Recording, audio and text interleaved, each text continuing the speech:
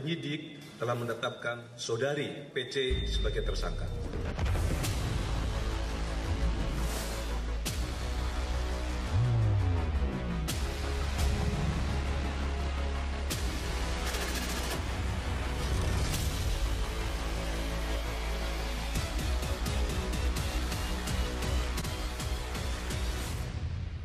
Saya Putri bersama anak-anak, saya mempercayai dan tulus mencintai suami saya. Saya mohon doa biar kami sekeluarga dapat menjalani masa yang sulit ini.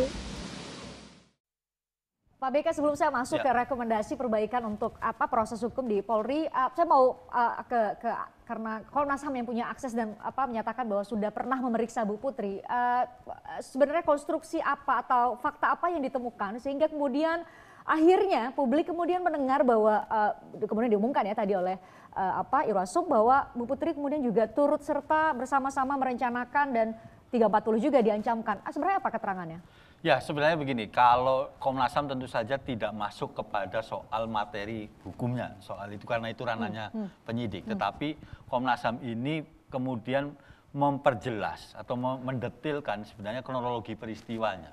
Supaya apa? Supaya tadi ke soal obstruction of justice-nya ini kena nih, lengkap gambarannya. Nah, soal Bu PC ini kan dari awal misalnya dari saat Magelang, terus kemudian di Saguling, terus di TKP kan ada terus. Nah, itu yang kemudian kita sedang mengkonstruksi seperti apa. Sedang ya? Iya, sedang. Adanya sedang mengkonstruksi. Kami kan sudah dapat keterangan dari Bu PC nih. Tapi keterangan ini sedang dikonstruksi gitu ya. Dengan konstruksi secara keseluruhan termasuk peristiwanya. Persesuaian dengan alat-alat bukti betul, lainnya. Betul, persesuaian dengan alat bukti, terus kemudian soal kerangka waktunya seperti apa gitu, dan juga soal bukti-bukti lain, misalnya soal foto begitu ya, soal foto. Terus ya banyak foto-foto di misalnya di saat hari ulang tahun pernikahannya Pak Ferdy Sambo dengan Bu Putri di Magelang, ini kan ada kerangka waktunya. Nah itu yang sedang dikonstruksi oleh Komnas HAM dan dibantu oleh Komnas Perempuan karena kan memang khusus untuk meminta keterangan Bu Putri kami meminta teman-teman Komnas Perempuan untuk ikut begitu. Oke, pun sudah sebagai tersangka tapi karena waktu itu adalah ada laporan mengenai pelecehan seksual tetap diperlakukan seperti layaknya korban ya? Diasumsikan sebagai korban. Sekarang saya mau masuk ke tadi ya, Komnas HAM juga akan memberikan rekomendasi itu entah kepada Presiden, tetapi ini dalam kerangka perbaikan apa saja kira-kira kepada institusi Polri. Bisa dibuka kira-kira apa saja? Ya begini, ini kan yang sudah jelas kan obstruction of justice gitu ya. Yang bisa dirunut dari sana adalah misalnya soal perbaikan SOP.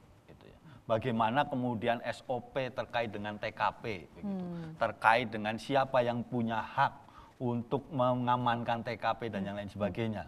Itu tidak, karena apa? Karena tidak cukup misalnya SOP itu hanya berlaku kepada aparat dengan pangkat rendah gitu ya, pangkat menengah, tapi ini karena menyangkut sudah dengan pangkat jenderal, ini SOP-nya tentu harus diperkuat dan diperketat. Terus siapa yang ngawasi gitu.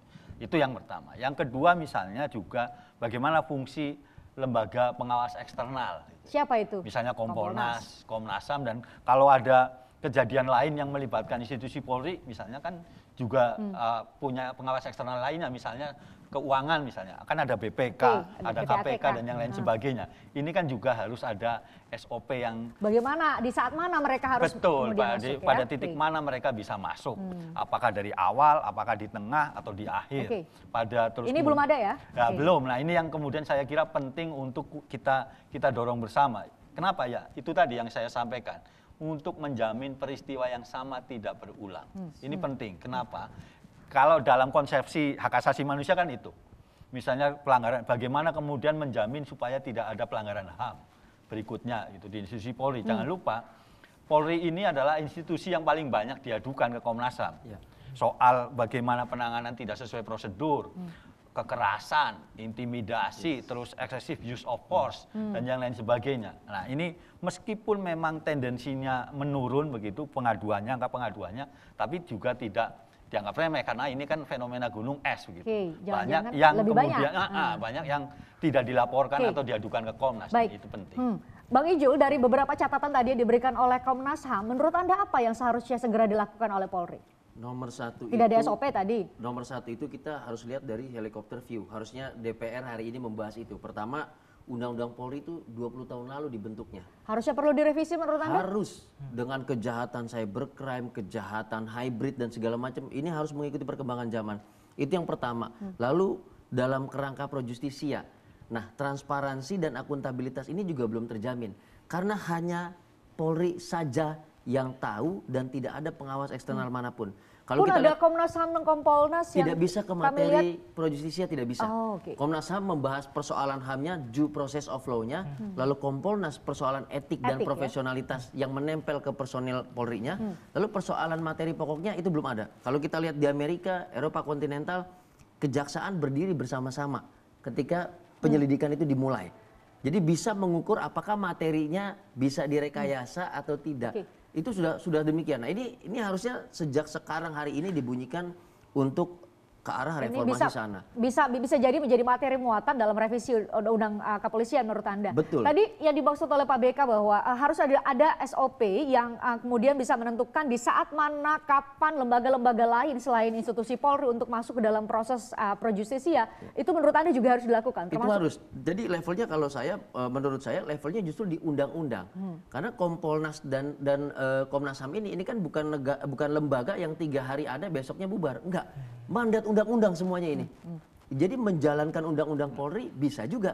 Jadi bagaimana ada pengawas eksternal untuk materi pro justisianya, untuk persoalan HAM-nya, persoalan etiknya, ini terintegrasi dalam satu proses. Jadi dimasukkan dalam payung hukum yang lebih rigid dan ini jadi nggak insidental.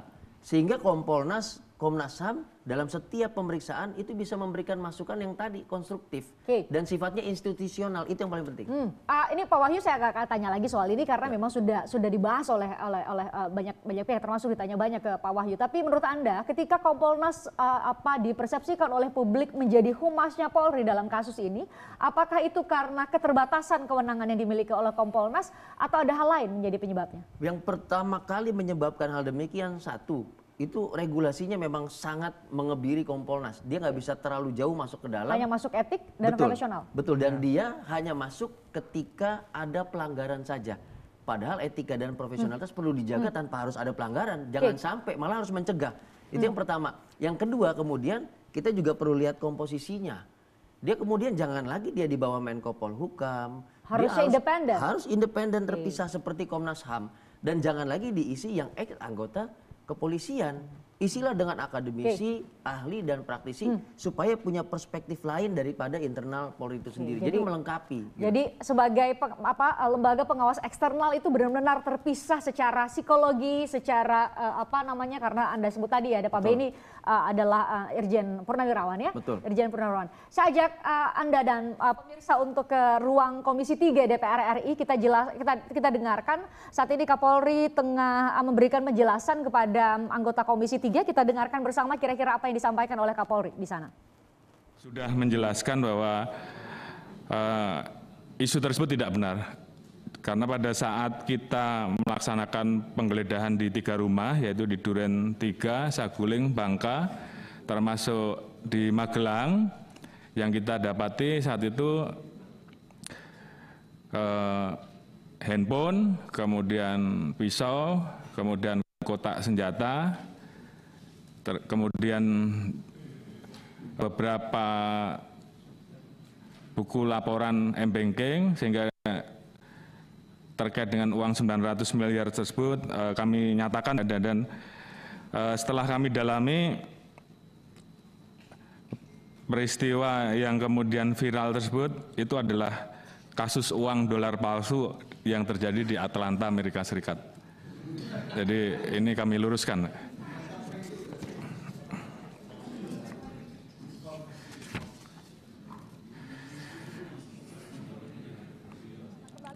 Berbincangan dengan para narasumber, ternyata 900 miliar yang sempat kita bahas bersama Bang Saur ya ketika itu ya lapor ke KPK, ternyata hoax tadi disampaikan oleh Kapolri. Tapi dalam konteks etik dan juga profesional mungkin masuk sebelum masuk ke ranah pidana. itu ada pengawasan yang konkretnya seperti apa sih oleh Kompolnas kepada anggota kepolisian, Pak Wahyu, untuk hal-hal yang ada judi online ya, kita ada banyak sekali spekulasi mengenai kasus ini di pusaran kasus ini. Jadi sesuai dengan amanah undang-undang, kami ini sebagai pengawas fungsional untuk membuat Polri profesional dan mandiri bunyinya. Dalam rangka melaksanakan itu, kami bisa melakukan pemantauan kinerja dan evaluasi etika profesi. Nah, itu untuk kewenangan kami. Nah, kaitannya dengan yang sekarang terjadi, tadi penjelasan dari Mas Isrul dan Pak BK saya kira melengkapi dan memperkuat bahwa institusi Kompolnas ini dibentuk tetapi setengah-setengah. Nah, itu penilaian kami, karena kami tidak punya kewenangan penyelidikan yang tidak justisia. Kami hanya punya kewenangan klarifikasi, sehingga sangat tergantung dengan institusi Polri, karena kita hanya bisa klarifikasi. Kemudian kasus ini menjadikan kita semua terbuka bahwa ternyata ada sesuatu yang salah di institusi Polri. Itu apa itu? Nah, jadi begini, kalau kita lihat di Polri itu sudah melakukan yang namanya reformasi birokrasi. Ada 3 aspek. Yang pertama aspek instrumental, soal undang-undang, soal doktrin dan sebagainya. Oke, itu sudah kelar. Yang kedua aspek struktural. Dia perbaikan terus struktur organisasi sampai terakhir ada bintang 3 di Brimob. Yang ketiga ini aspek kultural. Ini sampai sekarang bermasalah. Kalau aspek kultural ini berjalan dengan baik, Kompolnas nggak perlu kerja repot-repot. Karena Kompolnas itu kerjanya untuk bisa memantau, kami punya mekanisme yang ada di dalam Kepres, yaitu menerima saran dan keluhan masyarakat. Satu hari Mbak Fritian itu minimal 15 laporan minimal 1 hari. Jadi 1 bulan itu rata-rata 1 bulan saja antara 400 sampai 500. Bisa bayangkan begitu banyaknya dalam 1 tahun. Untuk sekarang aja pada ini masih bulan Agustus sudah hampir 6.000. Sementara petugas kami terbatas. Dari 9 orang komisioner itu 3 unsur pemerintah. Praktis nggak bisa sehari-hari. Ya, yang 3 ini ada unsur pakar dan unsur tokoh masyarakat. Kami punya staf 60 orang. Dan kami harus melakukan klarifikasi ke daerah-daerah. Nah, ini menjadi problem karena klarifikasi ini bisa berjalan lancar kalau Kapoldanya memberikan respon, bisa tidak lancar ketika Kapoldanya ada aja alasannya. Ada juga tahu ya Kapolda yang tidak merespon, Pak? Banyak. Nah, iya, banyak. Jadi kalau yang merespon cepat karena nggak sampai 2 minggu sudah direspon, tapi kalau yang mutar juga banyak. Nah, ini jadi problem. Jadi ini ditugaskan sebagai pengawas, tapi tidak punya gigi, Pak? Gigi punya tapi sedikit. Ibaratnya kita ini disuruh maju perang, pelurunya itu nggak dikasih total tapi dikasih sedikit ya. Kemudian ya ini problem kita. Belum lagi kalau ngomong soal anggaran dan sebagainya. Kompolnas ini beda mungkin dengan Komnas HAM yang satker sendiri. Kompolnas ini tidak punya kewenangan keuangan DIPA sendiri karena kita ikut satkernya Kemenkopolhukam. Oh, di bawah Kemenkopolhukam. Satkernya, jadi kan mungkin ada komisioner, ada sekretariat. Sekretariat ini anggarannya dari Kemenkopolhukam. Kemenkopolhukam ya, oke. Ini kasus ini, Bang Ijul, Pak BK dan Pak Wahyu, ini bergulir kemana-mana gitu ya. Termasuk ada narasi bahwa ya udah dibubarin aja Kompolnas. Pak Wahyu sudah mendengar itu. Kemudian Komnas HAM ini terlalu banyak bicara ke publik gitu ya, karena kasus ini juga. Kemudian termasuk juga Satgasus akhirnya dihentikan. Tapi kita harus konfirmasi lagi, itu dihentikan atau dibubarkan? Kita harus pertajam lagi soal itu. Tapi saya harus jeda, saya akan tanyakan kepada bapak-bapak yang hadir di sini. Usai jeda saya akan kembali untuk Anda.